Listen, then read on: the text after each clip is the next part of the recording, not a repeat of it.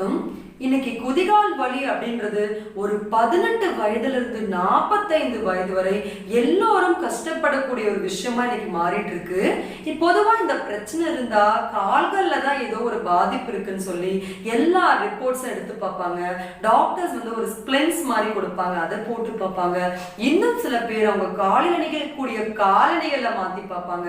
தூங்கும் போது காலை உயர்த்தி வச்சு மாத்தி வச்சு ஏதேதோ பண்ணி பார்த்து கூட வலி நிற்காது.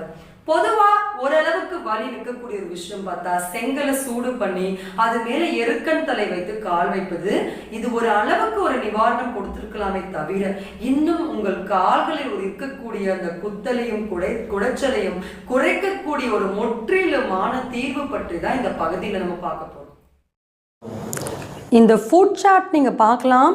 நம் உடலில் இருக்கக்கூடிய எல்லா உறுப்புகளும் நரம்புகளுக்கான ஒரு ஸ்விட்ச்